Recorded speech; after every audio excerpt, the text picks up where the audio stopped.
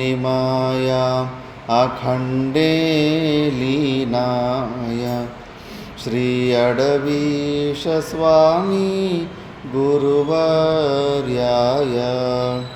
सनातनधर्मोद्धारणकारणाय नमो नमः शिवरामवधूताय गीतामन्दिरस्य संस्थापकाय गीतायज्ञप्रारम्भिताय श्रीशिवरामवधूतशिष्यवर्याय नमो नमः श्री अडवीशाय नमो नमः श्री अडवीशाय।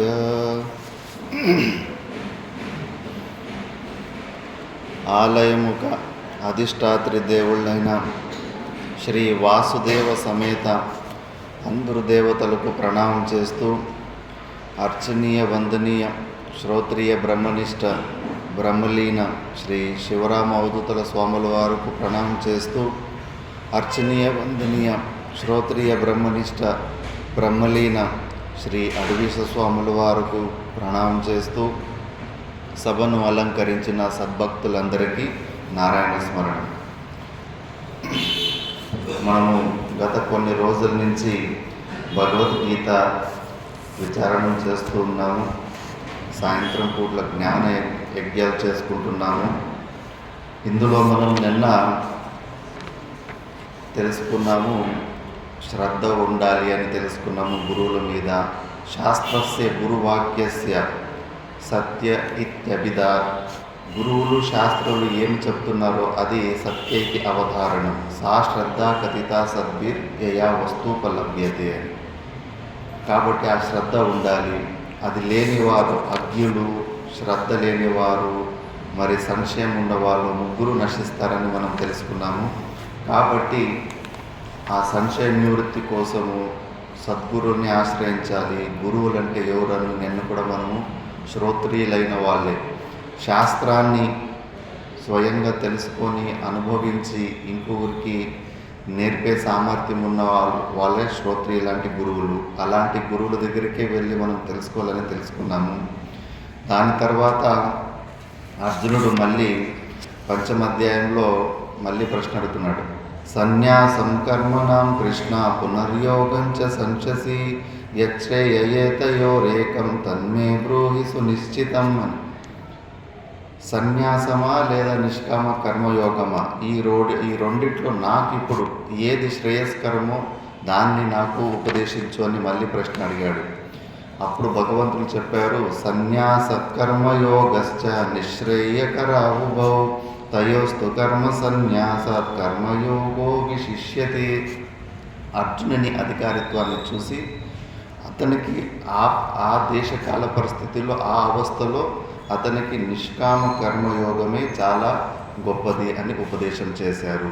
ఎందుకంటే సంపూర్ణమైన స్వరూపత సర్వకర్మ సన్యాసం చేయడానికి ఇంకా దానికి అంత అర్హత పొందలేదు.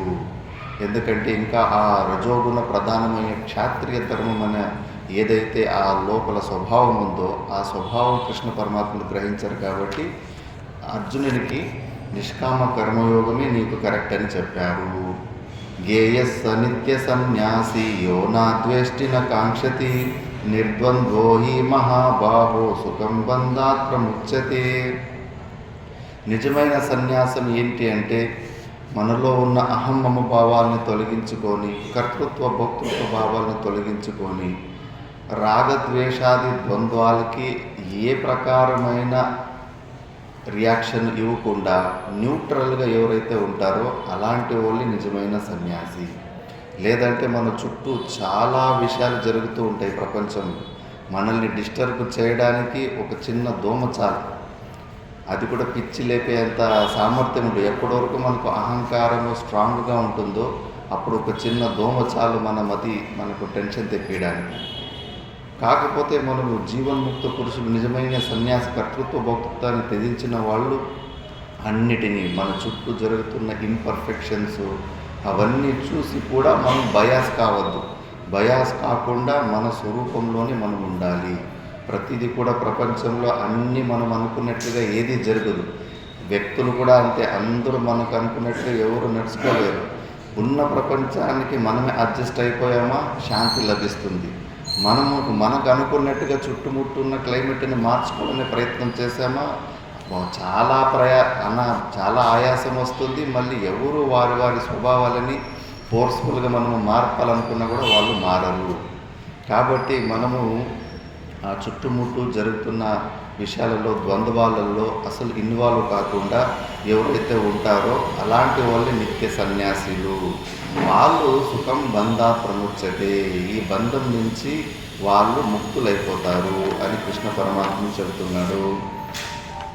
దాని తర్వాత ఈ నిష్కామ కర్మయోగాన్ని కూడా చాలా తక్కువ అంచనా వేయకండి.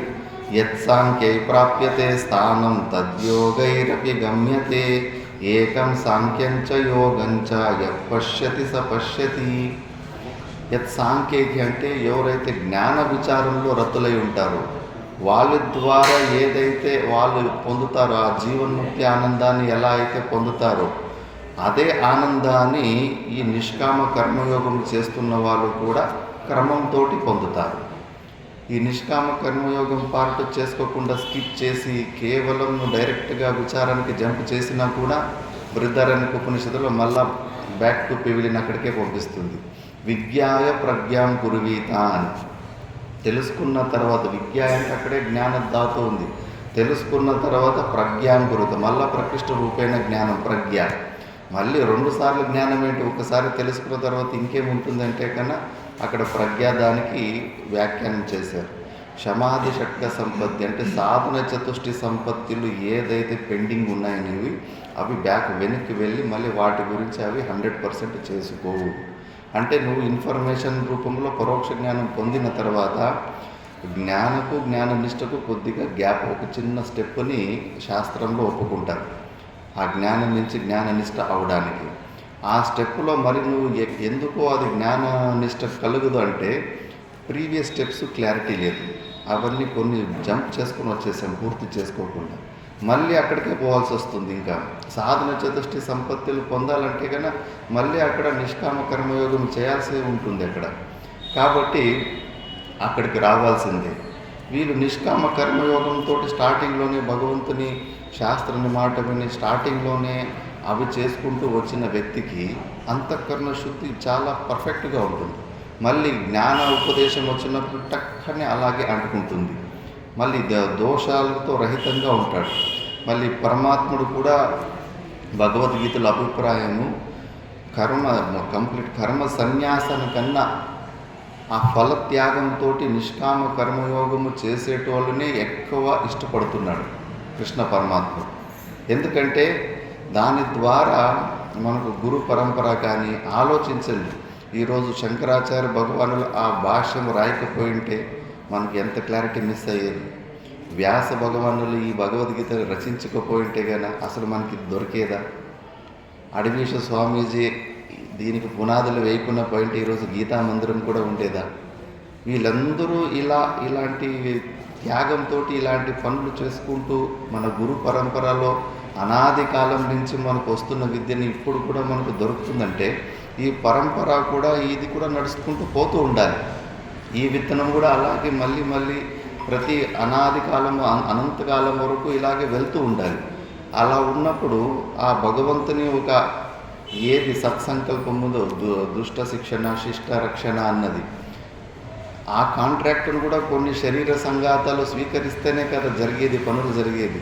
మహాభారత యుద్ధంలో ఒక కృష్ణ పరమాత్ముడే కాదు కదా, దేవతలందరూ ఎంతోమంది మనుష్య రూపంలో పాండవుల రూపంగా వచ్చి అవన్నీ భగవంతుడు కార్యంలో అందరూ కూడా, ఆఖరికి కర్ణుడు కూడా లాస్ట్ మూమెంట్లో, కర్ణుడిలో 2 డ్యూయల్ పర్సనాలిటీ ఉంటాయి. ఒకడు రాక్షసుడు ఉంటాడు, సహస్రబాహు అని, ఇంకొకడు సూర్యదేవుని అంశం కూడా ఉంటుంది. ఆ సూర్యదేవుని అంశానికి తెలుసు తను పాండవుల్లో అగ్రజుడు అన్న విషయం తెలిసి ఉంటుంది. ఎందుకంటే వాళ్ళ తండ్రి సూర్యదేవుడు రోజు సంధ్యావందనం చేస్తూ ఉంటాడు. కుంతి పోయి చెప్పక ముందు కూడా తెలిసిపోయి ఉంటుందని కర్ణుడు అంటాడు. లాస్ట్లో కృష్ణ పరమాత్ముడు పోయి, కాదు నీకు తెలుసా నువ్వు కుంతి పుత్రుడివి అంటే, నాకెప్పుడో తెలుసు, నేను సూర్యోపాసకుని, ఎప్పుడో మా తండ్రి గారు చెప్పారు, మరి నువ్వు ఇటువైపు వచ్చేసిడి, నీకు ధర్మరాజు నీ పాదాల దగ్గర అప్పచెప్పేస్తాడు, నువ్వే రాజుగా ఉంటావు, నేను ద్రౌపదిని కూడా ఒప్పిస్తాను, ఆమె నిన్ను ఆరభర్తగా కూడా ఒప్పుకుంటుంది, నువ్వు ఈ భోగాలన్నీ అనుభవించవచ్చు, మరి యుద్ధం కూడా ఆగిపోతుంది, ఇంత పెద్ద అనర్థమని. అప్పుడు కర్ణుడు అంటాడు, కృష్ణ పరమాత్మ నువ్వు ఆడిస్తున్న ఈ జగన్నాటక ఈ లీల నాకు అర్థమైంది, ఇది ఆగేటట్టు లేనే లేదు, ఇప్పుడు నేను అటువైపు వచ్చేసానంటే గాన ధర్మరాజు నా పాత్ర తప్పకుండా అప్పచెప్పేస్తాడు, ఎందుకంటే ధర్మాత్ముడు కాబట్టి. మళ్ళీ నేను దుర్యోధనుని ఉప్పు తిన్నాను కాబట్టి ఈ రాజ్యాన్ని దుర్యోధను పాదాలకి సమర్పించాల్సిన పరిస్థితి వస్తుంది. దుర్యోధనుడు దుష్టుడు, అలాంటి దుష్టుడు ఉన్నాడంటే కన్నా అధర్మము ఇంకా ఎక్కువైపోతుంది, ధర్మం అభిభూతమైపోతుంది. కాబట్టి నేను ఇటువైపు ఉంటేనే నేను ఉన్నాననే ధైర్యంతోనే యుద్ధానికి ముందుకు వచ్చాడు, లేకపోతే యుద్ధం కూడా చేసేవాడు కాదు, చాలా పిరికివాడు దుర్యోధనుడు.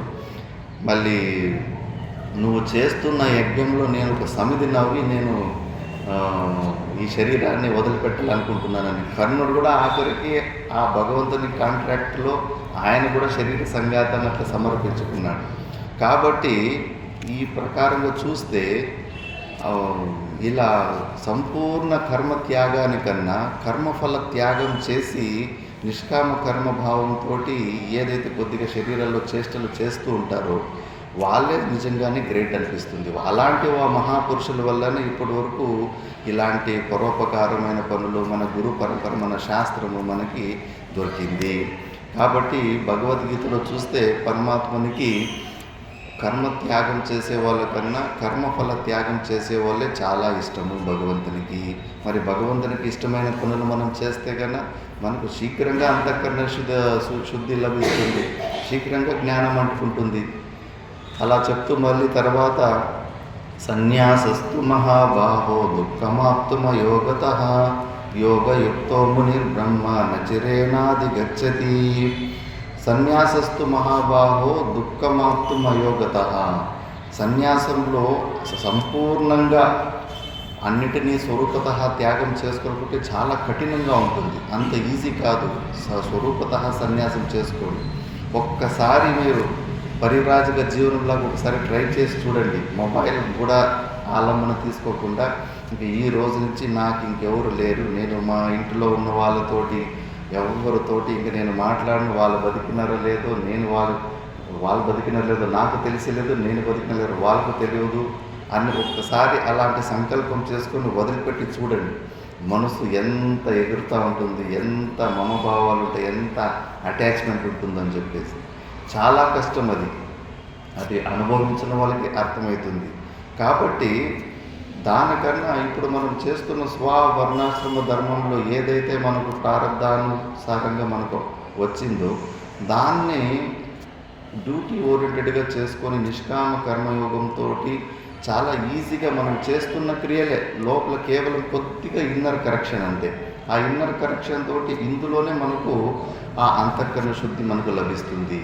ఆ సన్యాసంలో ఆ నియమాలు యతి ధర్మ సంగ్రహాన్ని ఉంది, మళ్ళా నారద పరిరాజకోపనిషత్తు ఉంది. ఆ నియమాలు చూస్తే గన మాకే అనిపిస్తుంది మేము సన్యాసులమే కాదు అని చెప్పేసి. ఆ నియమాలు పాటించడం అంత కఠినంగా ఉంటాయి. ఒక్కొక్కటే అంత ప్రసిద్ధులు ఇప్పుడు ఏదైతే సన్యాస ఆచరణలకు వచ్చినాయో చాలా వరకు అన్నీ కట్ చేసేసారు. చాలా కఠినంగా ఉంటుంది సన్యాసము. 2 పూటల అన్నం కన్నా ఎక్కువ పరిగ్రహ చేయకూడదు. 3 రోజుల కన్నా ఒక్క చోటలో ఎక్కువ ఉండకూడదు, దోషం ఉంటుంది. మళ్ళీ శాస్త్ర శ్రవణం చేసేంతసేపు గురువుల దగ్గర ఉండాలి. దాని తర్వాత మళ్ళీ పరివ్రాజక జీవనంలోనే ఉండాలి. మళ్ళీ చాతుర్మాస్యంలో ఒకే చోట కదలకుండా కూర్చొని అనుష్ఠానాలు చేసుకుంటూ ఉండాలి. భిక్షాటనలో 5 ఇండ్లలో మాత్రమే అడగాలి. 5 ఇండ్లలో దొరకలేదంటే కన్నా మళ్ళీ ఆ రోజు ఉపవాసం ఉండాలి. మళ్ళా శరీరంలో మళ్ళీ ఎక్కడే కానీ ఇలాంటి బిల్డింగుల కింద అక్కడ ఇక్కడ శయనం చేయకూడదు. చెట్ల కిందనో పాతపడ్డ ఏదన్నా గుడిలో అలాంటివి ఉంటే అక్కడ ఆశ్రయం ఉండాలి. చాలా కఠినంగా ఉంటుంది సన్యాస ధర్మం. మళ్ళీ కాబట్టి దానికన్నా ఈ నిష్కామ కర్మయోగమే చాలా సులభమని భగవంతుడు చెబుతున్నాడు. మళ్ళీ దాని తర్వాత అలా చేస్తున్నప్పుడు మనము చేస్తున్న క్రియలను ఎలా చేయాలంటే, జ్ఞానం మనము రోజు అభ్యాసం చేసుకుంటే ఆ అహం మమభావాలు డైల్యూట్ అవుతూ ఉంటాయి.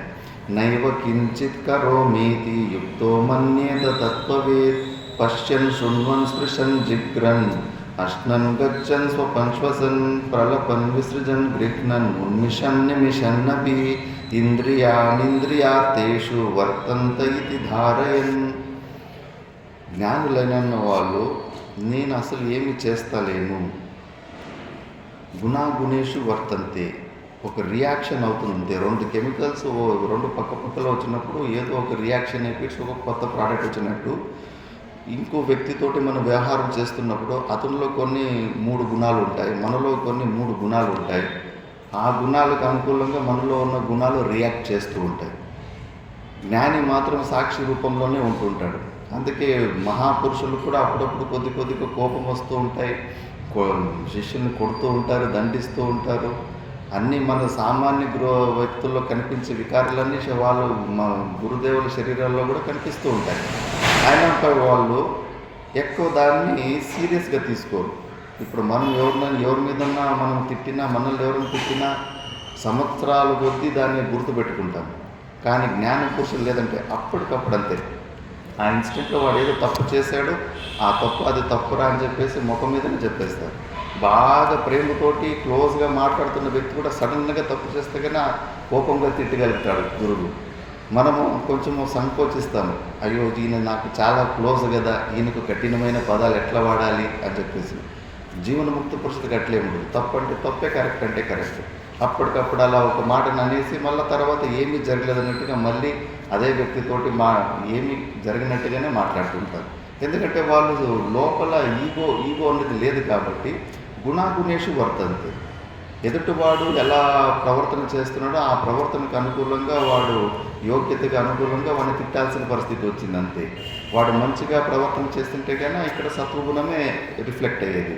వాడు రజోగుణ తమోగుణ వృత్తుల్లో ఉన్నప్పుడు ఇక్కడ కూడా రజోగుణ తమోగుణ వృత్తుల ద్వారానే అతన్ని దండించాల్సి వస్తూ ఉంటుంది. కాబట్టి సాక్షి రూపంలోనే తనలో ఏ క్రియలు జరుగుతూ ఉన్నప్పటికీ కూడా గుణాగుణాంశు వర్తంతే అనే భావనతోటి జస్ట్ సాక్షి భావంలో చూస్తుంటాడు. అసలు నేనేమీ చేస్తలేను అని చెప్పేసి క్రెడిట్ అసలు తీసుకోవడం. మంచి పని చేసినా చెడు పని చేసినా కూడా పొగిడే వాళ్ళు పొగుడుతూ ఉన్నప్పటికీ కూడా గుడార్పణం వస్తూ అంటుంటాడు అంతే. మీరు వచ్చిన తర్వాత అట్లయింది ఇట్లయింది అంటుంటే కూడా గురార్పణం వస్తూ అంతే మనసులో. అది ఆ క్రెడిట్ తీసుకుంటే కన్నా మళ్ళీ మాయ పట్టేస్తుంది. ఇంద్రదేవునిదే ఒక స్టోరీ వస్తుంది. భూలోకంలో ఒక బ్రాహ్మణుడు మంచిగా ఇల్లు కట్టుకొని గార్డెన్గా మంచిగా డిజైన్ చేసుకొని మంచిగా జీవిస్తూ ఉంటాడు. ఒకరోజు ఎవరిదో ఆవులు పాపం తాడు తెగిపోయి ఎలాగో ఏదో కారణం ద్వారా తప్పిపోయి ఇటు పొలంలోకి వచ్చేస్తే కానీ అది దూడ వచ్చి ఉంటుంది, లేక దూడ వచ్చి ఉంటుంది. ఆ దూడని కట్టితోటి ఎంత జోరుగా కొట్టింటాడంటే అది ఆ దెబ్బకి అది ప్రాణం వదిలిపెట్టేసి ఉంటుంది. గోహత్య పాపము తగిలి ఉంటుంది. ఆ గోహత్య మహాపాపం యమదూత రూపంలో వచ్చి ఆయన తీసుకొని వస్తుంటే ఇంకా ఆ బ్రాహ్మణుడు ఎందుకు వచ్చావు, నాకెందుకు నువ్వు దండం పనిష్మెంట్ ఇస్తున్నావు అంటే, మరి నువ్వు ఆ లేగదూడిని చంపావు కాబట్టి నేనెందుకు చంపుతాను, చేతుల్లో ఉన్న అధిష్టాన దేవుడు ఇంద్రదేవుడు కదా, ఇంద్రదేవుడు ఆ పని చేశాడు, చేతుల్లో ఉన్న ఇంద్రదేవుడు ఆ పని చేశాడు, పోయి ఇంద్రదేవుని అడుక్కోపో అని. మళ్ళీ ఆ యమదూతలు ఇంద్రదేవుని దగ్గరికి పోతారు. ఏంటి స్వర్గం దాకా వచ్చేసారు, ఏంటి విషయం అంటే, మరి అతడికి గోహత్య పాపము తగిలింది. అతనేమో అంటున్నాడు, చేతుల్లో ఇంద్రదేవుడు అధిష్టాన దేవుడు కాబట్టి ఇంద్రదేవుడు అలా ఆయన ఆయన ఒక ప్రేరణ ద్వారానే ఇది జరిగింది అంటున్నాడు, అందుకే మీ దగ్గరికి వచ్చామని. అవునా సరే అని చెప్పేసి భూలోకానికి కిందకు వస్తాడు.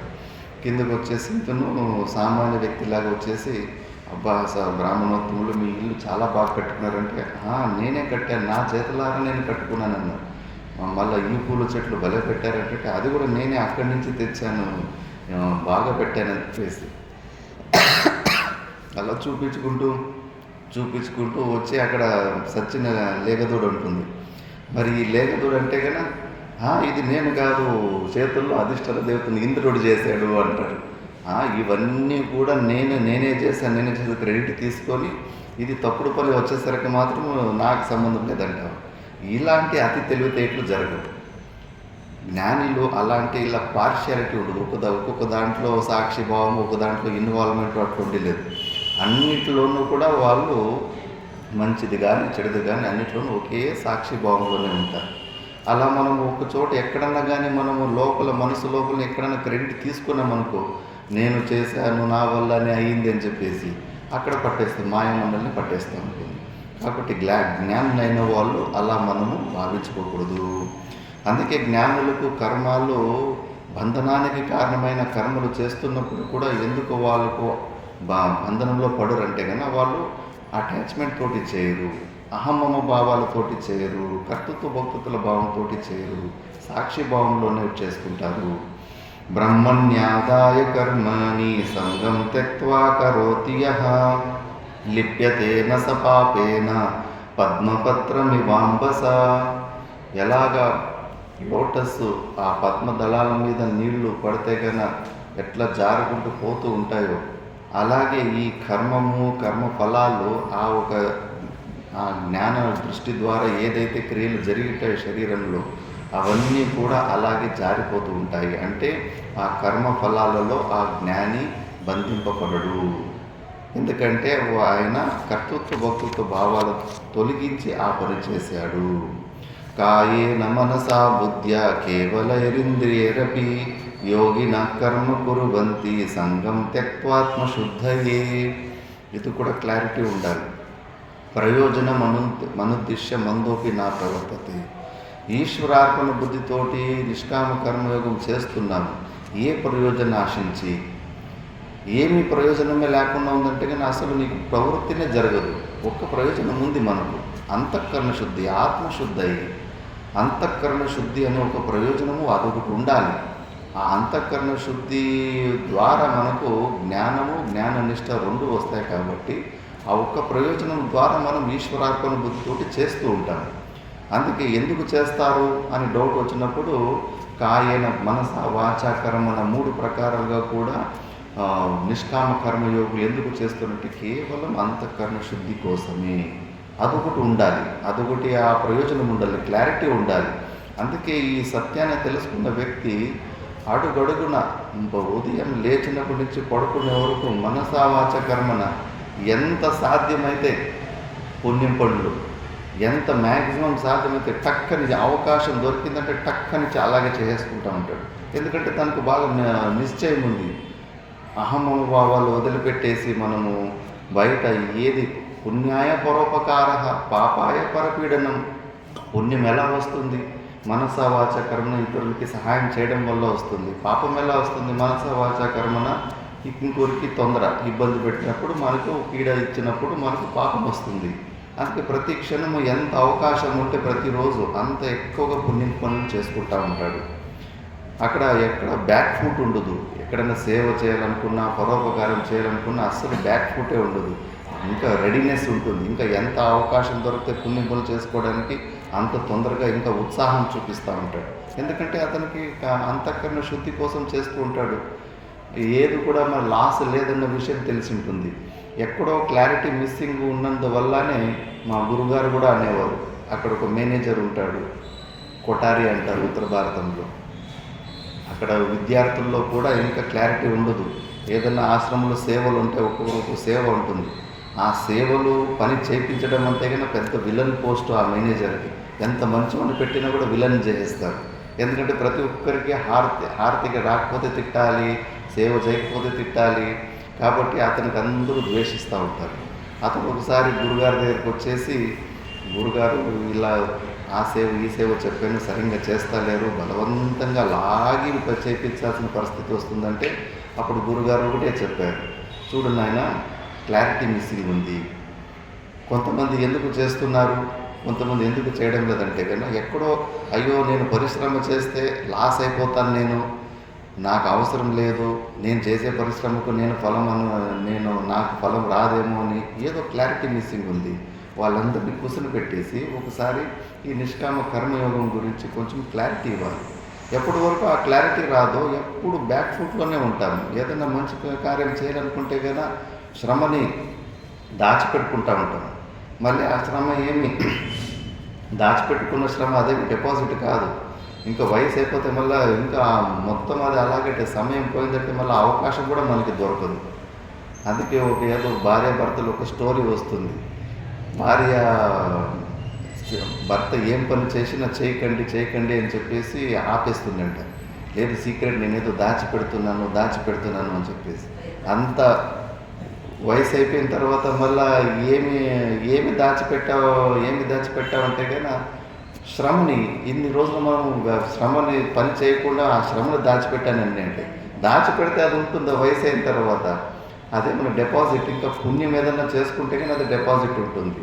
సమయం పోయిందంటే కానీ మళ్ళీ మనం పుణ్యం పనులు చేసుకోవడానికి కూడా అవకాశం ఉండదు. ప్రథమేనార్జితం విద్య, ద్వితీయేనార్జితం ధనం, తృతీయేనార్జితం పుణ్యం, చతుర్థే కిం కరిష్యతి అని.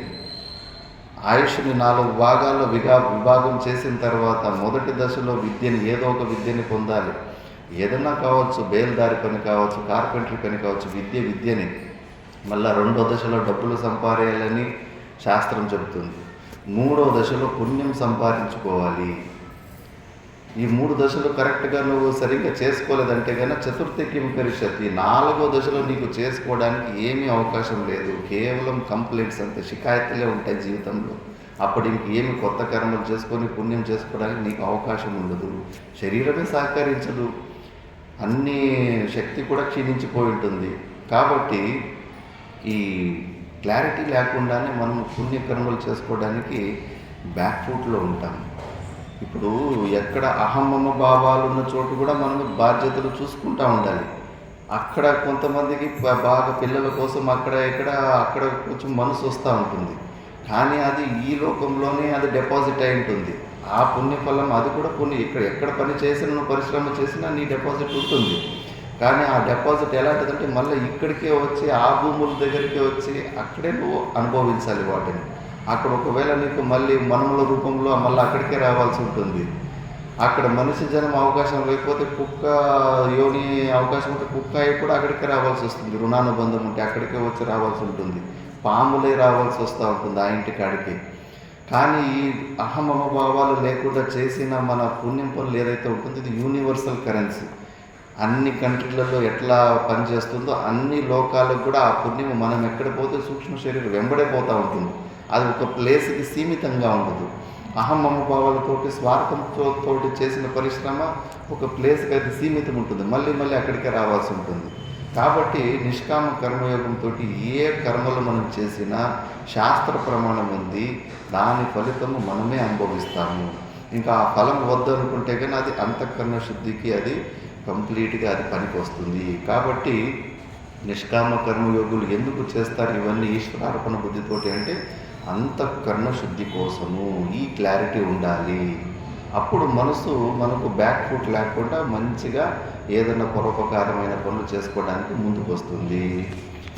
మళ్ళీ సర్వకర్మాణి మనసా సన్యస్యాస్తే సుఖం వశి నవద్వారే పురే దేహి నైవ కుర్వన్న కారయన్. ఇలా అలా కొన్ని రోజులు నిష్కామ కర్మయోగం చేసుకున్న తర్వాత జ్ఞాన నిష్ట వచ్చిన తర్వాత జీవన్ముక్తి స్థితికి వెళ్ళిపోతారు. ఈ శ్లోకాన్ని కూడా చాలా ప్రూఫ్గా వాడుతూ ఉంటారు. నవద్వార పురే దేహే, ఎక్కడో ఇది అదృష్టమైన ఫలం కాదు. ఇప్పుడు ఏదైనా యజ్ఞాలు చేసుకుంటే కానీ అందులో అపూర్వం ఒక అదృష్టం ఉత్పన్నమవుతుంది. అది వెయిటింగ్ లిస్ట్ లాగా. ఇప్పుడు మనకు తెలియదు, డైరెక్ట్గా స్వర్గం నుంచి మనకేం కన్ఫర్మేషన్ ఓటీపీలు ఏమి రావు. అయినప్పటికీ కూడా మనం చేసుకున్న పుణ్యము ఆ అదృష్టం అది ఉండి ఆ అదృష్టం మనల్ని అక్కడి దాకా తీసుకెళ్తుంది. అందులో సంశయం కూడా ఎంతోమంది ఉంటుంది, నేను పుణ్య పనులు చేశాను స్వర్గానికి పోతానో లేదో అని. కానీ ఈ జ్ఞాన విషయంలో అట్లా కాదు. ఇక్కడే అత్ర ఏవ కరతల ఆమ్లవత్ గూస్బెర్రీ ఇన్ యువర్ హ్యాండ్స్, నల్లికాయని చేతిలో పెట్టుకొని ఎంత స్పష్టంగా చూసుకోగలమో అంతే స్పష్టంగా ఈ శరీరంలో ఉన్నప్పుడే నవద్వార పురే దేహే ఆ జీవన్ముక్తి స్థితిని అనుభవించవచ్చు. మన హిస్టరీలో, మన చరిత్రలో, భారతదేశంలో ఒకటి కాదు ఎన్నో దృష్టాంతాలు ఉన్నాయి. అలాంటి స్థితిని పొందిన యోగులు ఎంతోమంది ఉన్నారు. కాబట్టి సర్వకర్మాన్ని మనసా సన్యస్తే, ముఖ్యంగా సన్యాసం లోపల ఉండాలి స్వరూపత. ఆస్తి సుఖం వశి, ఆ జీవన్ముక్తి ఆనందాన్ని పొందుతూ నవద్వార పురే దేహి నైవ కురువన్న కార్యం, మళ్ళీ మెల్లగా లాస్ట్లో విదేహ కైవల్యాన్ని పొందుతాడు. జీవన్ముక్తి ఆనందాన్ని పొంది, ఇలాంటి జీవన్ముక్తి స్థితిని పొందిన వ్యక్తికే విదేహ కైవల్యం పక్కా అని మనం అనుకోవాలి. లేకపోతే కనుక కొద్దిగా డౌట్స్ ఉంటాయి. లాస్ట్ మూమెంట్లో ఏమన్నా కావచ్చు. జడభారతుడు సామాన్యుడా, ఎంతటి మహాత్ముడు, ఎంతటి సాధన చేసుకున్నాడు, లాస్ట్ మూమెంట్లో మళ్ళీ జింక జనముకు రావాల్సి వచ్చింది జింకను స్మరణ చేసుకొని. మళ్ళీ ఎలా ఉంటుంది జీవన్ముక్త పురుషుని లక్షణాలు అంటే విద్యా వినయ సంపన్నే బ్రహ్మణే గవిహస్తిని శునిచైవ స్వపాకే చ పండిత సమదర్శిన. సమదర్శి అవ్వాలి. ఎప్పటి వరకు మనం సమదర్శి కాము అప్పటి వరకు మనకు ఈ రాగద్వేషాల ద్వంద్వాల నుంచి బయటికి రాలేము. అందుకే భగవద్గీతలో నాసతో విద్యతే భావ నా భావ విద్యతే సతః శ్లోకంలో భాషలో చాలా స్పష్టంగా చెప్పేశారు. మనం బుద్ధిలో నుంచి చూసే యాటిట్యూడ్లో అక్కడ కొంచెము చేంజ్ చేసుకోవాలి. 2 ప్రకారాల బుద్ధులు ఉంటాయి మనకు. ఒక బుద్ధి సామాన్య జ్ఞానాన్ని గ్రహిస్తూ ఉంటుంది, ఇంకొక బుద్ధి విశేషాన్ని గ్రహిస్తూ ఉంటుంది. ఇప్పుడు సామాన్య బుద్ధిని గ్రహించే బుద్ధి అంటే ఇప్పుడు ఈ బిల్డింగు ఇటుకి, సిమెంటు, ఐరన్ రాడ్లు, కంకర, వీటితోటి ఇవన్నీ బిల్డింగ్ జరిగింది. ఒకటి గుడి కడతాము, ఇంకోటి లాడ్జ్ కడతాము, ఇంకోటి హోటల్ కడతాము. విశేషాలు చూస్తే కానీ అన్ని ఇది వేరు, హోటల్ గుడి కాదు, గుడి హోటల్ కాదు. కానీ సామాన్య రూపంలో చూస్తే కానీ మెటీరియల్ మాత్రం అంతా ఒకటే. అట్లా ప్రతి ఒక్క దాంట్లో కూడా అంతే. ఇప్పుడు మ్యూజిక్ ఇన్స్ట్రుమెంట్లోనే డమరుదే పోయినసారి నేను దృష్టాంతం చెప్పింది. భారతదేశంలో ఎక్కడ డమరు వాయిస్తున్నా కూడా ఎవరో డమరు వాయిస్తున్నారు అని ఫస్ట్ సామాన్య జ్ఞానం అయిపోతుంది. ఆ డమరులో కూడా నవరసాలు ఉంటాయి. రౌద్రము, సరసము, హాస్యము, ఇలాంటి అన్ని ప్రకారాలుగా కూడా వాయిస్తూ ఉంటారు. ఆ వెరైటీ మళ్ళీ స్పెషల్ జ్ఞానం. నేను కూడా చెప్తుంటే హారతికి కొద్దిగా లేటుగా పోతున్నప్పుడు హారతిలో అంతా డమరులు వాయిస్తూ ఉంటారు. ఆ డమరులు వాయిస్తున్నారనే జ్ఞానము మనకు అర్థమవుతుంది. అందులో ఫ్రెండ్లు పరిచయం ఉన్న రూపు స్టైల్లో వాయిస్తూ ఉంటారు డమరుని. ఇలా ఈరోజు ఇలాంటి ఫలానా వ్యక్తి వాయిస్తున్నాడు డమరు అన్న విషయం కూడా స్పెషల్ జ్ఞానం కూడా మనకు అవుతూ ఉంటుంది. కాబట్టి బుద్ధి 2 విషయాలు, ఒకటి సామాన్య జ్ఞానము, ఒకటి విశేష జ్ఞానాన్ని ఆబ్జెక్టిఫై చేస్తూ ఉంటుంది, విషయీకరణం చేస్తూ ఉంటుంది. మనం ఆ సామాన్యాన్ని చూసుకుంటూ అలవాటు చేసుకుంటే కన్నా ఆ భేద బుద్ధులు మనకు రాకుండా ఉంటాయి. అన్నిట్లోనూ మనం పరమాత్మని చూసుకోవచ్చు. అన్ని వస్తువులలో, జడ పదార్థంలో, చైతన్య పదార్థంలో పరమాత్ముడు కామన్ రూపంలో, ఆయనే అధిష్టాన రూపంలో ఉన్నాడు. సత్తు చిత్తు ఆనంద స్వరూపుడు.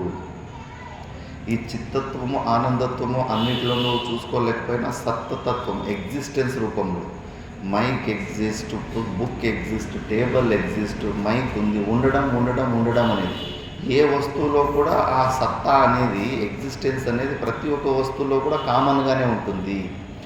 మనం ఆ ఒక పరమాత్మ అంశాన్ని మాత్రము బుద్ధి ద్వారా చూసి అలవాటు చేసుకున్నప్పుడు, ఈ స్పెషాలిటీని నెగ్లెక్ట్ చేస్తున్నప్పుడు, గౌణ రూపంలో చేసుకుంటూ పోతున్నప్పుడు అప్పుడు మనము సమదర్శులమవుతాము. అంతేగాని కుక్కని పక్కల కోసం పెట్టుకుని భోజనం చేయాలని, కుక్క తినేది మనం తినాలని కాదు.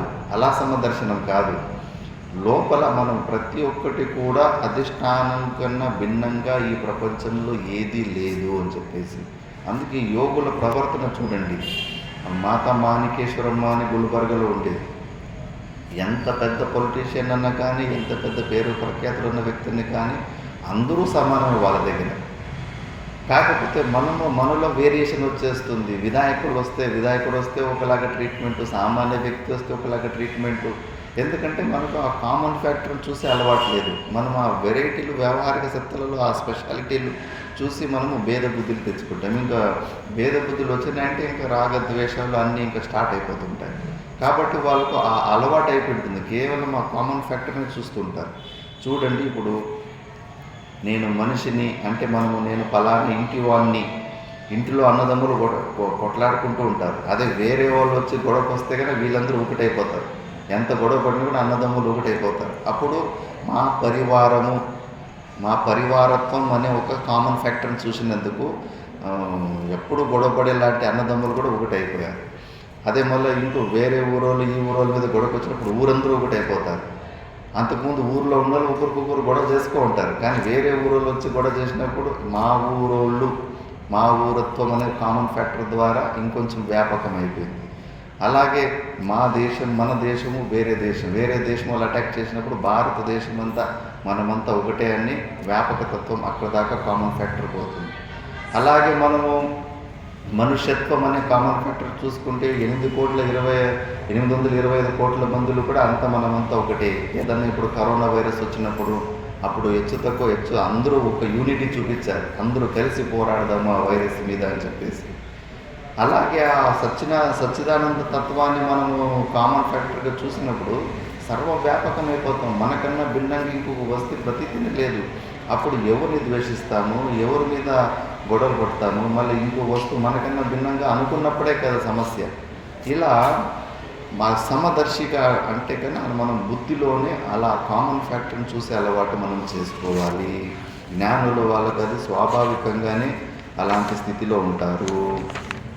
దాని తర్వాత ఏహి సంస్పర్శజా భోగ దుఃఖయోనయ ఏవతే ఆద్యంతవంతః కౌంతర్య నతేషోరమతే బుధః. మనకు ఏదైతే ఈ ప్రపంచంలో చాలా అట్రాక్టివ్గా ఉన్న విషయాలు అవన్నీ కూడా జ్ఞానంలో వివేకం ఎక్కువ ఉంది కాబట్టి అవి దుఃఖయోనయ, దుఃఖాన్ని ఇచ్చేటివి ఇవన్నీ అని వాళ్ళు తెలుసుకుంటారు. మనకు అంతఃకరణ శుద్ధి లేకుండానే ఈ ప్రపంచంలో ఉన్న భోగాలకి మనం సరెండర్ అయిపోతుంటాము. బుద్ధ భగవానుడు చూడండి, ఎలాంటి భోగాల్లో మునిగి వాళ్ళ నాన్న ముంచి ఉంటాడు. తను పుట్టిన వెంబడే జాతకం చూపిస్తారు.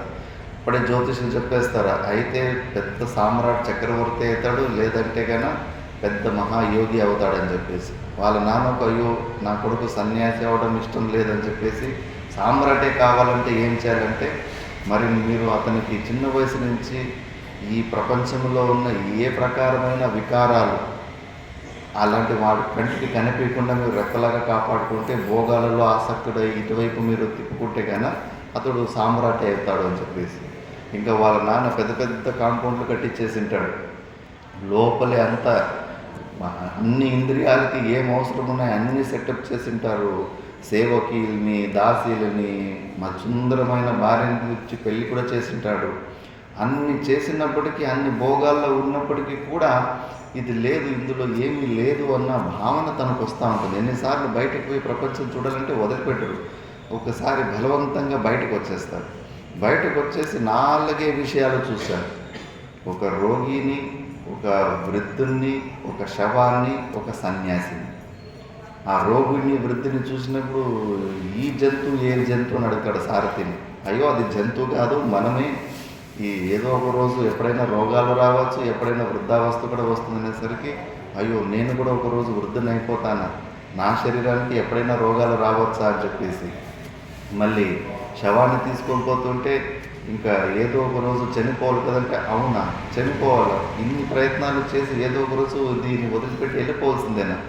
మళ్ళీ సన్యాసిని చూపించి ఈయన ఎవరంటే, అబ్బా ఈయనకు మృత్యు లేదబ్బా, ఈయన అమరుడు అంటారు. అదెట్లా అమరత్వం, అమరుడు అంటే కానీ అప్పుడు ఈ సన్యాసతత్వం గురించి, మోక్ష సాధనల గురించి కొద్దిగా ఆయన సారథి చెప్పినప్పుడు అంతే. జీవితంలో మొదటిసారి 4 విషయాలు చూసిన 4 విషయాలు చూశాడు అంతే.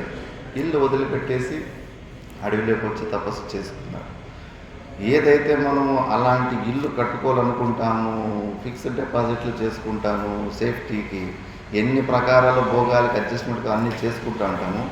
అందులో ఉండి దాన్ని వదిలిపెట్టి వచ్చాడంటే మన అంతఃకరణము వారి యొక్క అంతఃకరణం ఆలోచించండి. పోనీ ఏమో పిచ్చోడా అనుకుందామా? లేదు. ఎలాంటి మహానుభావుడు, సాక్షాత్ అవతార పురుషుడు. ఎందుకు వాళ్ళు ఆ అనాత్మ వస్తువుని తిరస్కారం చేసుకునే సామర్థ్యం ఎందుకు ఉంటుందంటే అంతఃకరణ శుద్ధి వల్ల.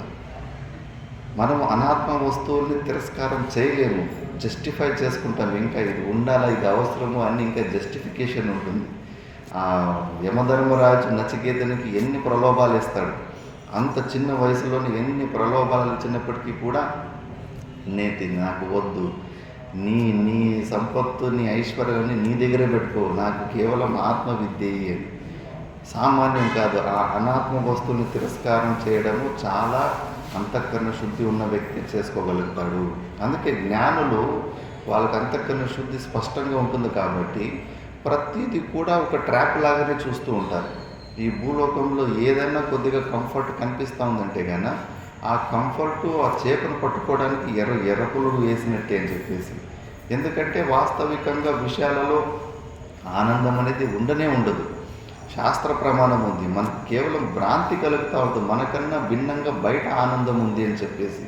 ఆ కుక్క దృష్టాంతము, వంటి దృష్టాంతము, కుక్క ఎముకను కొరుకుతానే ఉంటుంది, దాని చెగుళ్ళకే రక్తము పుచ్చుకొని అందులో రసం వస్తూ ఉంటే ఎముకలో నుంచి ఏదో రసం వస్తుందని ఫీల్ అవుతూ ఉంటుంది. ఆ వంటి కూడా అంతే, తుమ్మ చెట్టు ఆకులు తింటూ ఉంటుంది, ముళ్ళు గుచ్చుకొని దాని నాలుకలో నుంచినే రక్తము రసంలాగా బయటకు వస్తూ ఉంటుంది. దానికేమో తుమ్మ చెట్టు ఆకుల్లో నుంచి భలే రసం వస్తుందని ఫీలింగ్.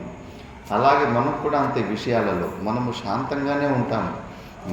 మనలో ఆనందానికి ఆఖరికి శరీరం అవసరం లేదు, మనసు బుద్ధుల అవసరం కూడా లేదు. అలాంటి నిరపేక్షమైన సహజానంద స్వరూపులు మనము. అలాంటి ఆనంద స్థితిలో ఉన్నప్పుడు బయట విషయాలు వచ్చినప్పుడు పూర్వజన్మలో సంస్కారం వల్ల, అజ్ఞానం వల్ల, అవిద్య వల్ల ఆ అనుభవం ఫస్ట్ డిస్టర్బ్ చేసేది విషయాలు. ఆ పోర్షన్ను మనసు హైలైట్ చేయదు. ధ్యాయతో విషయాన్ పుంసః సంగస్తేషూపజాయతే సంగాత్ సంజాయతే కామః కామాత్ క్రోధో విజాయతే క్రోధాత్ భవతి సమ్మోహః సమ్మోహాత్ స్మృతివిభ్రమః స్మృతిభ్రంశాత్ బుద్ధినాశః బుద్ధినాశాత్ ప్రణశ్యతి.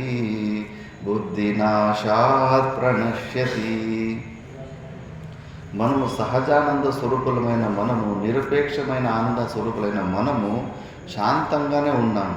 శాంతంగా ఉన్నప్పుడు ఆ విషయాలు ఎదురుగా వచ్చినప్పుడు డిస్టర్బ్ చేసింది విషయాలే. మనకేమో మనసు విషయాలు ఆనందాన్ని ఇచ్చాయని ఒక కన్క్లూజన్ ఉంది. ఇప్పుడు పోయినసారి కూడా దృష్టాంతం ఇచ్చింటి, మ్యారేజ్ ఫంక్షన్లో చిన్నపిల్లలు ఆడుకుంటూ ఉంటారు. వాళ్ళకి ఏమి ఎక్కువ పెద్ద పెద్ద టూల్స్ అవసరం లేదు, ఉన్న దాంట్లోనే ఏదో ఐస్ పైస్ అని ఏదో ఆటలు ఆడుకుంటూ మంచిగా నవ్వుకుంటూ ఎంజాయ్ చేస్తూ ఉంటారు. ఆ సమయానికి ఒకడు ఊపర్ బుడ్డలు బెలూన్స్ అమ్మేటోడు ఎంట్రీ ఇస్తాడు. ఇంకా ఆ ఫంక్షన్ హాల్లో ఇంకా ఆ బెలూన్ తోటి ముందు ఆడిన అనుభవాలు అవన్నీ ఉంటాయి. ఇంకా పిల్లలు దాని విషయాన్ని ధ్యాయతో విషయాన్ని పుంసః, ఆ బెలూన్ గురించి వాళ్ళకి స్మరణ మొత్తం వచ్చేసింది. ఇంకా పరిగెత్తారు మొత్తం అంతా, వాళ్ళ తండ్రి అమ్మ నాన్న దగ్గరికి పరిగెత్తేసి నాకు బెలూన్ కావాలని ఇబ్బంది పెట్టారు. చిల్లర ఉన్న వాళ్ళ దగ్గర చిల్లర ఇచ్చారు, చిల్లర లేని వాళ్ళు లేకపోని ఇంకా తిట్టి పంపించేశారు. అందులో కొంతమంది కొన్నారు, కొంతమంది కొనలేనప్పుడు లేని వారు ఇంకొంచెం ఎక్కువ విపరీతంగా కోపం వచ్చేసింది పిల్లలకు. పోయిడ్సి మళ్ళీ వాళ్ళ అమ్మ నాన్న దగ్గరికి పోయిడ్సి ఇంకా పెద్ద పెద్ద ఏడవడము అట్లా ఇట్లా అన్నీ చేశారు. అయినా కూడా దొరికినప్పుడు కొంతమంది పిల్లలు ఉంటారు, ఇంకా చాలా ఉద్దండులుగా ఉంటారు. ఒక పిల్లగాడు చిన్న మట్టిలో పొరలాడేసి మట్టిని మీద వేసేసుకుంటాడు. ఇంకా అప్పుడు వాళ్ళ అమ్మకు కోపం వచ్చేసి కొత్త బట్టలంతా మొత్తం ఇట్లా ఫంక్షన్లు ఇలా చేస్తామని చెప్పేసి ఇంకా దెబ్బ అని 4 దెబ్బలు కొట్టేసరికి ఇంకా ఫంక్షన్ మొత్తం ఏడ్చుకుంటూనే ఉన్నాడు. ఎక్కిలే బట్టి ఏడ్చుకుంటూ ఉంటాడు. చూడండి, విషయాల ద్వారా మనకు ఆనందం కాదు దుఃఖమే వస్తుంది. ఆ విషయాలని మనము స్మరణ చేసుకోవద్దు. ఫస్ట్ సామాన్యమైతే దాన్ని వృత్తి రూపంలోనే కట్ చేసి పడేయాలి. అందుకే స్టార్టింగ్లో టెంప్టింగ్ ఆబ్జెక్టులు దగ్గర ఉంటే దాన్ని నిగ్రహణ చేసుకోవడం కష్టం అని చెప్పేసి బ్రహ్మచర్య నియమాలు, సన్యాస నియమాలు ఇవన్నిటికీ కొన్ని రోజులు దూరంగా పెడతారు. ఒక ఐసోలేటెడ్ ప్లేస్లోనే ఆశ్రమాలు ఉండేటివి. అరణ్యం అంటే వాస్తవికంగా ఫిజికల్గా ఉన్న ఫారెస్ట్ అని కాదు. అరణ్యం అంటే కోలాహలం. అరణ్యం అంటే కానీ కోలాహల రహితంగా ఉన్న ప్లేసులే సెలెక్ట్ చేసేవారు ఆశ్రమానికి ఈ సాధన చతుష్టయ అభ్యాసాలు చేసుకోవడానికి. కొన్ని రోజులు ఆ టెంప్టింగ్ ఆబ్జెక్ట్ నుంచి దూరంగా ఉండి ఈ అభ్యాసం చేసుకున్న తర్వాత మళ్ళీ ప్రాక్టికల్స్ ఆ ఆబ్జెక్టుల మధ్యలో కూడా ప్రాక్టీస్ చేయించేవారు. వివేకానంద కూడా కొద్దిగా గుహల్లో అక్కడ ఇక్కడ కొద్దిగా అభ్యాసం చేసుకున్న తర్వాత మార్కెట్ మధ్యలో కూర్చొని ధ్యానం చేసుకునేవాడు. ఇంకా ఈ ప్రపంచంలో ఈ విషయాలు నన్ను డిస్టర్బ్ చేయగలవా అని చెప్పేసి. సాక్రటీస్ అని ఒక మహానుభావుడు ఉండేవాడు. అతను కూడా జ్ఞాననిష్ట వచ్చిన తర్వాత అప్పుడప్పుడు విండో షాపింగ్ చేసేవాడు. విండో షాపింగ్ అంటే బజార్ అంతా తిరిగి రావడం, తిరిగి వచ్చి ఇంకా ఏదన్నా వస్తువు నాకు కావాలా అని మనసు ఏమైనా అనిపిస్తుందా, ఏదన్నా వస్తువులో ఉపభోగ సాధనత్వ బుద్ధి ఉందా లేదా అని క్రాస్ చెక్ చేసుకునేవాడు. అందుకే ఈ విషయాల్లో మనకు ఆనందం వస్తున్నది మనసు ఒక రాంగ్ కన్క్లూజన్. ఆ విషయాల వల్ల మనం డిస్టర్బ్ అవుతాము. శాంతంగా ప్రశాంతంగా ఉన్న ఆ వేవ్ ఒక తరంగంలాగా బయటికి లేస్తుంది మనసులో. ఒక వ్యాక్యూమ్, ఒక ఖాళీ స్థానాన్ని ఉత్పన్నం చేస్తుంది ఆ విషయాలు మనం ధ్యానం చేసుకున్నప్పుడు. ఆ విషయాన్ని పొందాలని మనం ప్రయత్నం చేస్తూ ఉంటాం. మళ్ళీ ఏ ప్రయత్నం చేసుకున్న విషయాలు మాత్రం ఫ్రీగా మాత్రం దొరకవు. సాసు గింజంత సుఖానికి సముద్రం అంత కష్టం ఉంటుంది ప్రపంచంలో. ఏ విషయభోగం పొందాలన్నా కూడా చాలా హెవీ కాస్ట్లీగా ఉంటుంది. ఆ ప్రాసెస్లో, ఆ విషయాన్ని పొందే ప్రాసెస్లో దానికి ఎవరన్నా అడ్డొచ్చిన నిమిత్త కారణాల మీద క్రోధం వస్తుంది. నేను ఆ విషయాన్ని పొంది ఆనందాన్ని పొందాలనుకుంటుంటే వీళ్ళు మధ్యలో అడ్డొస్తున్నారు. తల్లి కావచ్చు, తండ్రి కావచ్చు, భార్య కావచ్చు, పిల్లలు కావచ్చు, ఎవరన్నా కావచ్చు, వాళ్ళ మీద క్రోధం వచ్చేస్తూ ఉంటుంది. క్రోధం వచ్చిన తర్వాత ఇంకా క్రోధం వస్తే బ్రేక్ ఫెయిలియర్ అయిన గాడి డౌన్లో పోయినట్లే. మళ్ళీ మన చేతిలో కంట్రోల్ ఉండదు. ఏదన్నా చేసుకోవాలా కంట్రోల్ క్రోధం రాకముందే. క్రోధం వచ్చినప్పుడు ఒకవేళ సామర్థ్యం ఉంటే టక్కన పోయి రూమ్లోకి పోయి డోర్ లాక్ చేసుకుని కాసేపు పడుకొని లేచి రమ్మంటారు గురువు. ఎందుకంటే ఆ క్రోధం వచ్చినప్పుడు మనము స్మృతి మర్చిపోతాము. 10 మందిలో మనము ఎట్లా రియాక్ట్ చేయాలని చెప్పేసి చూస్తూ ఉంటాం కదా. భార్య భర్తల గొడవలు కానీ ఏదైనా కానీ ఒక్కొక్కసారి పీక్ లెవెల్కి వెళ్ళిపోయినప్పుడు అసలు పక్కింటి వాళ్ళు వింటున్నారు, చుట్టుముట్టు ఎవరైనా చూస్తున్నారు అని ఆ ప్రజ్ఞ కూడా వదిలిపెట్టేస్తారు. అది దాటి వెళ్ళిపోయి ఉంటుంది.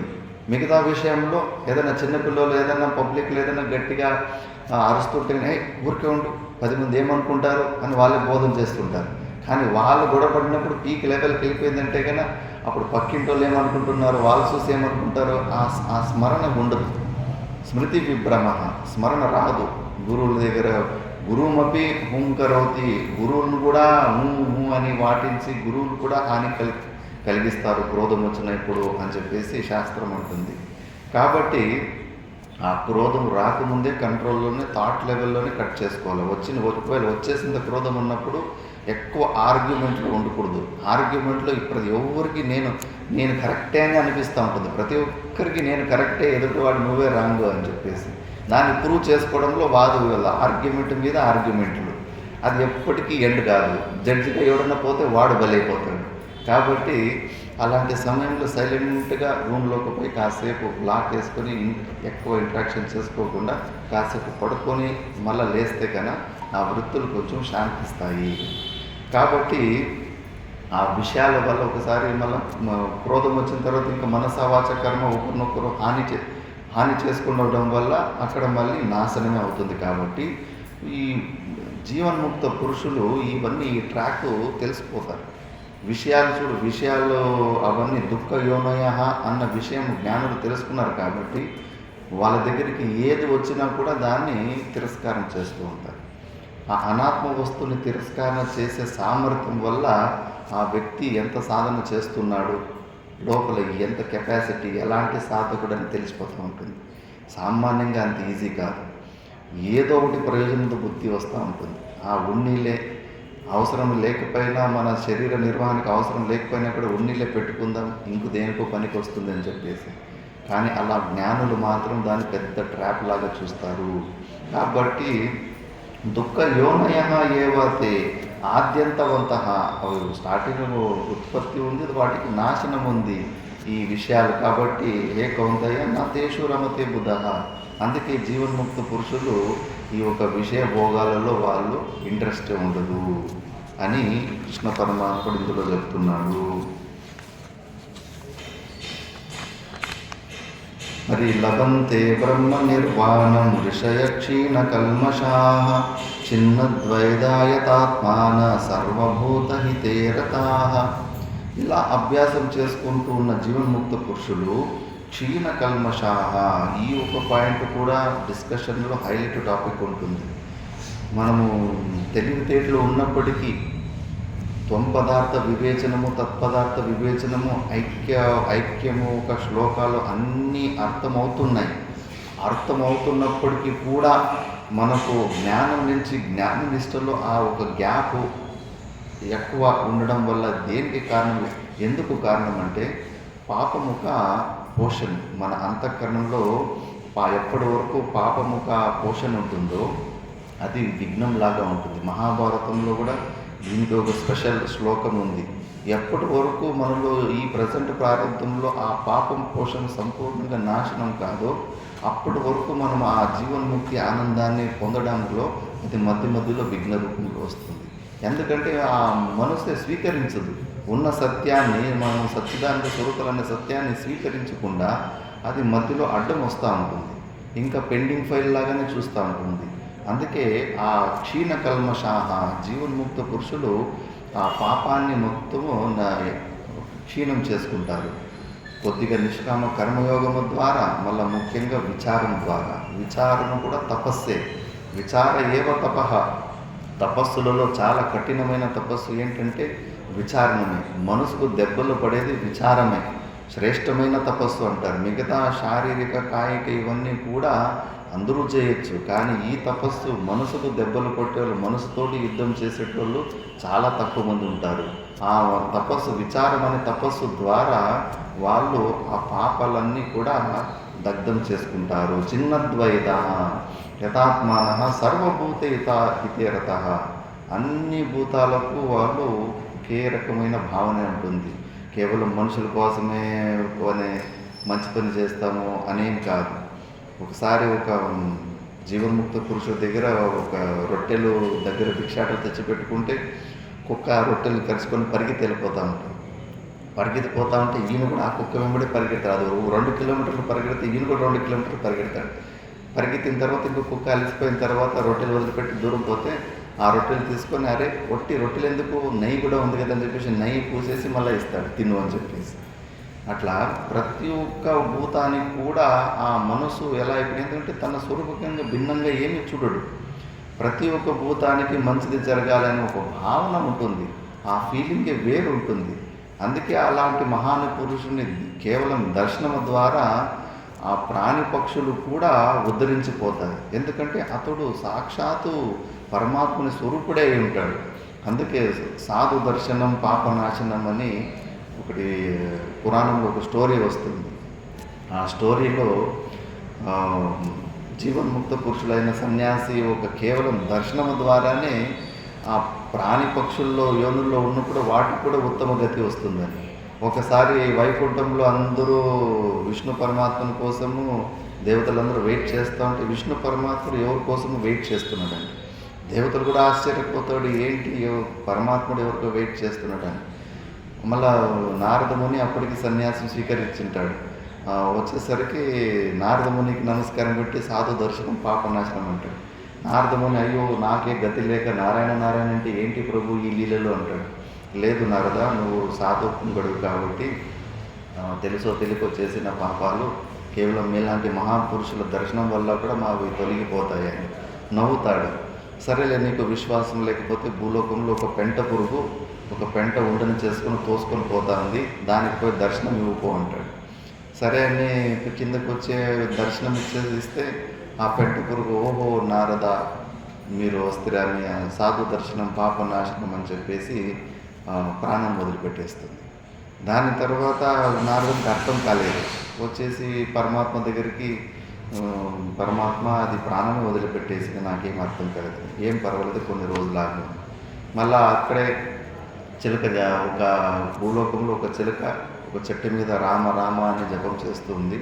నువ్వు అక్కడికి పోయి చెప్పు, దానికి పోయి దర్శనం ఇవ్వు అంటాడు. సరే భూలోకానికి వచ్చి ఆ చిలుకకు దర్శనం ఇస్తే, ఓహో నారద సాధు దర్శనం పాపనాశనం అని చెప్పేసి అది కూడా ప్రాణం వదిలిపెట్టేస్తుంది. ఇంకా నారదునికి భయం వేస్తుంది, పరమాత్మ మళ్ళీ ఏదో మాయలో నన్ను టెస్ట్ పెడుతున్నాడని చెప్పేసి. దాని తర్వాత మళ్ళీ కొన్ని రోజులు ఆగిన తర్వాత, లేదు నారద ఇది లాస్ట్ టైం, నువ్వు భూలోకంలో ఒక రాజుకు ఒక కొడుకు పుట్టిండు, ఆ కొడుకే నీకు దీనికి సమాధానం ఇస్తాడు అని. ఇంకా రాజు కొడుకు పుట్టింటాడు. ఇంకా నారద మహర్షి వస్తుంటే వాళ్ళు ఆనందపడతాడు, ఇంత పెద్ద మహర్షి ఆశీర్వాదం చేయడానికి వస్తున్నాడు కదా అని చెప్పేసి తీసుకెళ్ళిపోతుంటాడు.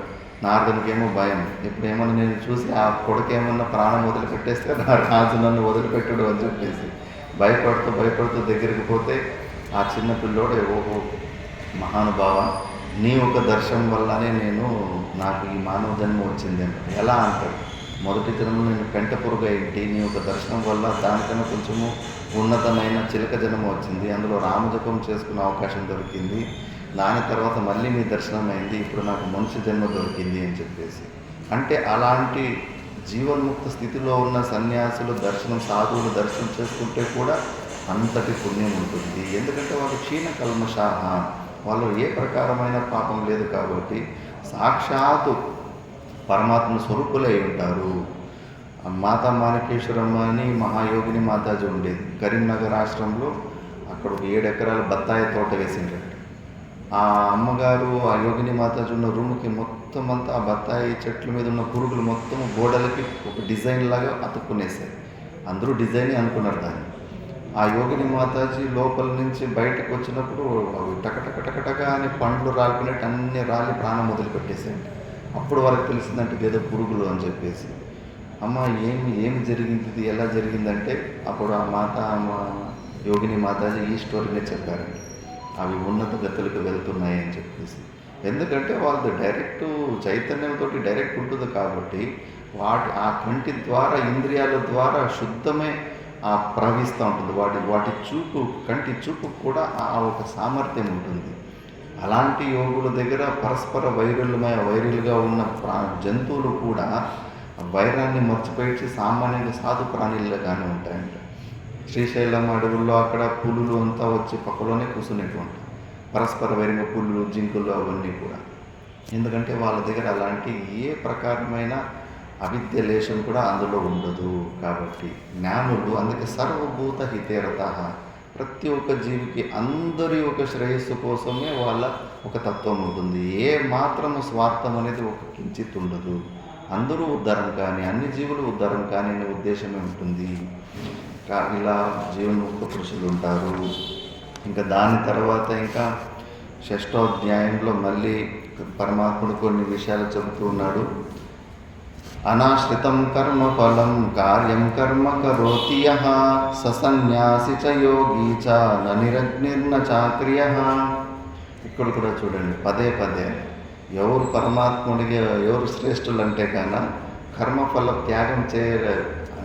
నిరగ్ని అంటే కన్నా అగ్నిని సన్యాసం క్రియ చేసుకున్నప్పుడు వదిలిపెట్టేస్తారు.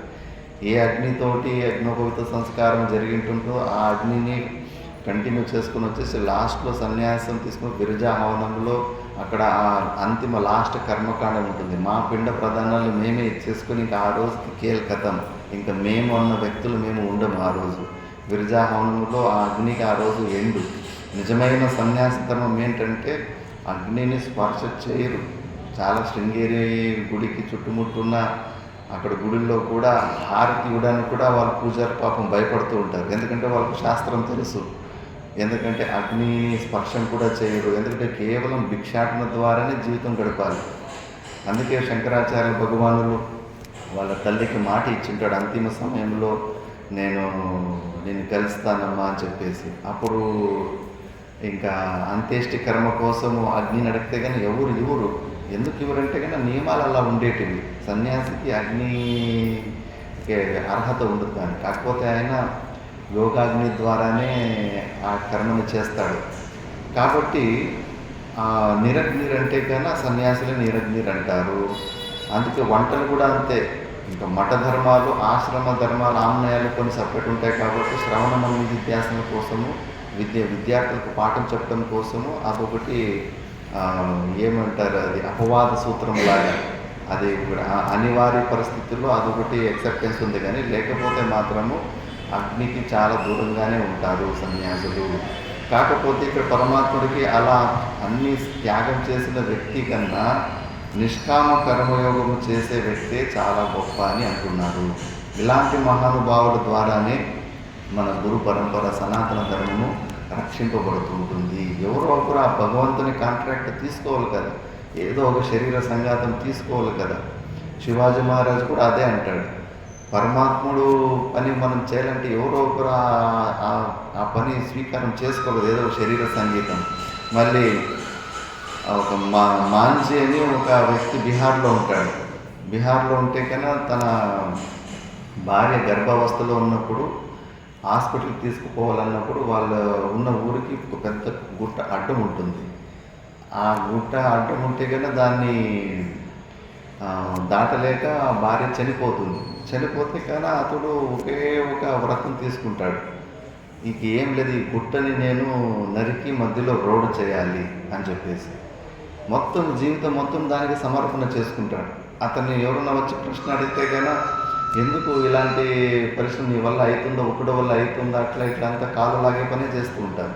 కానీ అతడు లేదు, మరి భగవంతుడు చేస్తాడని అట్లా ఇట్లా అంటే ఎవరు అంటారు, ఎవరికి తెలుసు భగవంతుడు మన భరోసా, అంటే భగవంతుడు మనల్ని మన కోసం వెయిట్ చేస్తున్నాడేమో అని చెప్పేసి. అందుకే దాన్ని స్వయంగా ఆ కాంట్రాక్ట్ని తీసుకొని ఆ రోడ్డు స్వయంగానే చేసేస్తాడు. అలా నిష్కామ కంప్లీట్ సన్యాసం తీసుకున్న వ్యక్తుల కన్నా ఫలత్యాగం చేసి ఆ క్రియలు చేస్తూ లోక సంగ్రహార్థము ఈశ్వరార్పణ బుద్ధితోటి అంతఃకరణ శుద్ధి కోసము ఎవరు ఈ నిష్కామ కర్మయోగం చేస్తూ ఉంటారో వాళ్ళే శ్రేష్ఠులు అనేది పరమాత్మ ఒక అభిమతము. ఆరు వృక్షోర్మునేర్యోగం కర్మకారణముచ్యతే యోగారూఢస్య తస్సేవ శమకారణముచ్యతే.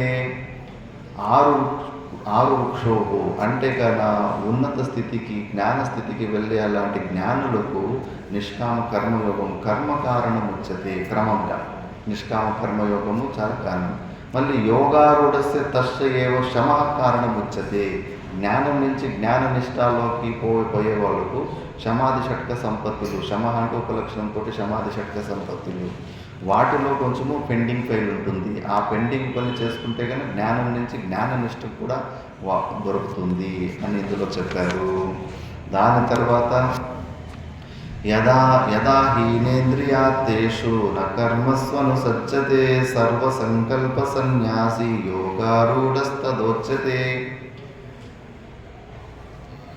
ఏ ఒక్క ప్రకారమైన కర్మల్లో కూడా అంటుకుండా ఉండి సర్వ సంకల్ప సన్యాసి అని చెప్పేసి. ఇప్పుడు కూడా భాషలో టీకాలు చదువుకుంటూ పోతే మిస్అండర్స్టాండింగ్ అవుతుంది. అన్ని సంకల్పాలు లేకుండా కేవలం నిర్వికల్ప సమాధి స్థితిలో ఉంటారంటే కాదు. సర్వ సంకల్ప సన్యాసి అంటే స్వార్థమైన సంకల్పాలు, అహమ్మమ భావాలతోటి చేసేలాంటి సంకల్పాలే ఇక్కడ వదిలిపెట్టేస్తాడు. లేకపోతే కృష్ణ పరమాత్ముడు ఎంత అలర్ట్గా ఒక అద్భుతమైన మహాభారతాన్ని కార్యాన్ని నిర్వహించాడు. అందులో బర్బరీకుడు అనే ఒక వ్యక్తి మధ్యలో ఒకే బాణంతో మొత్తం అంతా ముగించాలి అని వస్తున్నప్పుడు సడన్గా ప్రత్యక్షమై వాడిని కూడా ఆపాడా లేడా? మరి ఏమాత్రం సంకల్పాలు లేకపోతే ఆ కార్యాన్ని పూర్తి చేయాలని పని చేయడం కుదురుతుందా? లేదు. సత్సంకల్పాలు, ఈశ్వరార్పణ, శాస్త్రవిహితమైన సంకల్పాలు, అలాంటి సంకల్పాలు, మళ్ళీ స్వార్థం లేని సంకల్పాలు, లోక సంగ్రహార్థం కోసం చేసేలాంటి సంకల్పాలు, అలాంటి సంకల్పాలను వదాల్సిన అవసరం లేదు. ఇప్పుడు మేమున్న ఆశ్రమం, మా గురుగారు, తాత గురువులు వాళ్ళంతా అవధూత స్థితిలో ఉంటారు. అలాంటి వాళ్ళే సంకల్పం చేశారు. ఓంకారేశ్వరంలో నర్మదా పరిక్రమం చేసేటవాటికి, ప్రదక్షిణ చేసేటవాటికి ఇక్కడ సేవ జరగాలి, ఇక్కడ భాష్యకార శంకరాచార్యులు విద్యను పొందిన ప్లేస్ ఇది, ఇక్కడ వేదాంత శ్రవణం చేయాలి, ఇక్కడ ఒక ఆశ్రమం కావాలని సంకల్పం చేశారు. అలా అని చెప్పేసి వాళ్ళు సంకల్పాలు చేస్తారు. వాళ్ళు అజ్ఞానులని కాదు, వాళ్ళు సత్య సంకల్పాలు చేస్తారు, నిస్వార్థమైన సంకల్పాలు చేస్తారు. అలా కాకుండా స్వార్థమైన సంకల్పాలు ఉండకూడదు. అది చేయాలి, ఇది చేయాలని స్వార్థంగా ఆలోచించరు. ఆ సంకల్పాలు దైవేచ్ఛతోటి స్వయంగా అవి అనుకోకుండా అలా వచ్చేస్తూ ఉంటాయి. కాబట్టి ఆ సంకల్పాలు తప్పకుండా నెరవేరుతాయి. అందుకే సర్వ సంకల్ప సన్యాసి అంటే స్వార్థమైన సంకల్పాలను వదిలిపెట్టేసి యోగారూఢులు అవుతారు. యోగంలోనే ఉన్నత స్థితికి, జ్ఞానం నుంచి జ్ఞాననిష్ట స్థితికి వెళ్తూ ఉంటారు అని ఇక్కడ కృష్ణ పరమాత్మను చెప్తున్నారు. మళ్ళీ ఉద్ధరేదాత్మనాత్మానం నాత్మానం అవసాదయేత్ ఆత్మైవ హ్యాత్మనో బంధువు ఆత్మైవ రిపురాత్మనః. ఇది కూడా చాలా ఇంపార్టెంట్ శ్లోకము. నిన్ను నువ్వే ఉద్ధరించుకో అర్జున. గురువులు ఎక్కడ వరకు అంటే నీకు అంతఃకరణ శుద్ధి కోసం సమస్యలు ఉన్నప్పటికీ నువ్వు అది కంప్లీట్ శరణాగతి అయితే నీకు అంతఃకరణ శుద్ధికి ఏమేమి సాధన కావాలో ఆ సాధనలు ఉపదేశాలు చేసి అంతఃకరణ శుద్ధిని తెప్పించి జ్ఞానోపదేశం చేసేంత వరకునే గురువుల రోల్ ఉంటుంది. ఆవుని నీళ్లు తాపాలంటేనే దానికి అసలు దాహం లేకుండా పోతే ఎంత బలవంతంగా తీసుకొని పోయినా కూడా నువ్వు మూతి నీళ్ళలో పెట్టినా కూడా అది తాగు. చిన్నప్పుడు మేము పూర్వాశ్రమంకు మా అక్క మేము ఇద్దరు ఉంటుంది. అప్పుడు మాకేమి ఏదో ఒక పరిస్థితి అందరూ పెళ్లి ఫంక్షన్కి పోతే కానీ ఆవులకు నీళ్లు తాపేది ఒకటి పెండింగ్ పని ఉండే. అవి ఆల్రెడీ నీళ్లు తాగేసింది అనే విషయం మాకు తెలియదు.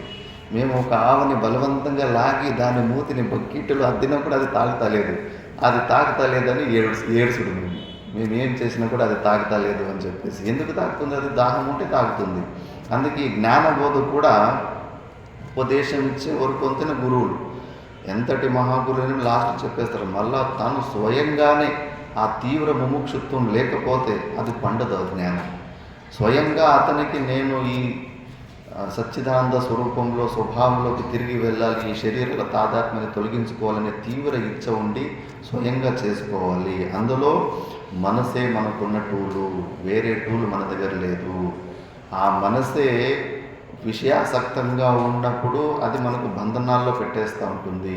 అదే మనసును మనము శృతి మళ్ళీ ఆచార్యుల ద్వారా సంస్కృతమైన ఒక పోషణ, అదే మనసులో కొన్ని వృత్తులు, మంచి వృత్తులు ఉంటాయి. ఆ మంచి వృత్తుల ద్వారానే మనల్ని మనము ఉద్ధరించుకోవాలి. అంటే శుద్ధ అంతఃకరణము ద్వారా మనము మన స్వభావానికి తిరిగి వెళ్ళాలి. ఈ శరీరముతోటి ఉన్న తాదాత్మ్యాన్ని తెంచుకోవాలి. అందుకే ఆత్మయేవ హి ఆత్మనో బంధువు ఆత్మైవ రిపురాత్మనః. బంధువు అంటే దుఃఖమోచక బంధువు అంటారు. దుఃఖాన్ని తొలగించే వాళ్ళని బంధువు అంటారు. మన ఆత్మనే మనకు ఫ్రెండు, మన ఆత్మే మనకు శత్రువు. విషయాల వైపు మనము ఆసక్తి ఉన్న మనసు ఉంటే మాత్రం బంధంలో పెట్టేస్తుంది. మనము మోక్షం పొందాలని పరమాత్మ వైపు ఆసక్తి ఉన్న మనసు మనకు ఈ బంధం నుంచి విడుదల చేస్తుంది. అందుకే మనము దోషాలు అటు ఇటు బయట చూపించుకోవడం కాదు, మనమే కారణం. మన దుఃఖాలకి కానీ మనం ఈరోజు ఏ స్థితిలో ఉన్నామో దానికి కారణం సంపూర్ణంగా మనమే రెస్పాన్సిబుల్. ఆ అలవాటు మార్చుకోవాలి. ఎప్పుడు మనకు వచ్చే దుఃఖాలకి నిమిత్తాలు బయట చూసే అలవాటే ఎక్కువ ఉంటుంది. వాడి వల్ల నాకు ఇలా దుఃఖం వచ్చింది, వీడి వల్ల అని చెప్పేసి ఆ అలవాటు చాలా డేంజర్. అది కానే కాదు, మన వల్లనే మనకు దుఃఖం వస్తూ ఉంటుంది. కాబట్టి ఆ మనసుని మనము మంచిగా దాన్ని సంస్కృతం చేసి అలవాటు చేసుకోవాలి. అది అంత సులభం కాదు. మనము ఈ అనాది కాలం నుంచి నేను ఈ జీవుని, నేను ఈ శరీరాన్ని అనే అలవాటు చాలా చేసుకున్నాము, చాలా రిపీట్ చేసుకున్నాము. ఇప్పుడు మనం వింటున్న ఉపదేశం ఇన్ఫర్మేషన్ రూపంలో ఉంది. ఈ మనసుకు ఈ జగత్ సత్యత్వ బుద్ధి అనేది అనుభవ రూపంలో ఉంది. ఆ ఇన్ఫర్మేషన్, ఈ అనుభవాన్ని తీసి పక్కన పెడాలంటే కనుక చాలా సమయం పడుతుంది. కాబట్టి ఇలాంటి విషయంలో శ్రవణ మననానికన్నా అతిరిక్తమైన సాధనం ఇంకొకటి లేదు. రోజుకి ఆ దినచర్యలో ఉత్తర భారతంలో 4 గంటలు ఇలాంటి స్వాధ్యాయం చేస్తే మనము ప్రపంచంలో ఉన్న జగత్ సత్యత్వ బుద్ధిని మళ్ళీ ఈ అహమ్మమ భావాలను తొలగించుకోవడానికి సాధ్యమవుతుంది అని చెప్పేసి ఋషులు అనుభవం ద్వారా అలాంటి ఒక దినచర్యాన్ని సెట్ చేశారు. 4 గంటలు స్వాధ్యాయం ఉండాలి. ఇలా క్రమంగా మంచి భాష్యము టీకాల ద్వారా ఇలాంటి అలవాటు చేస్తున్నప్పుడు అప్పుడు ఆ మనసు అంత స్ట్రాంగ్ అయ్యి ఆ మిథ్యాత్వ దర్శనము మనం చేయగలుగుతుంది. లేదంటే కొట్టి ఇన్ఫర్మేషన్ రూపంలో ఉంటుంది. ఆ జీవన్ముక్తి ఆనందాన్ని మనం పొందలేకపోతుంటాము. అందుకే మన మనసే మనకు శత్రువు, మన మనసే మనకి మిత్రుడు అని చెప్పేసి మిగతా విషయాలు మనము నెక్స్ట్ క్లాస్లో తెలుసుకుందాం. ఓం పూర్ణమదః పూర్ణమిదం పూర్ణాత్ పూర్ణముదచ్యతే పూర్ణస్య పూర్ణమాదాయ పూర్ణమేవావశిష్యతే.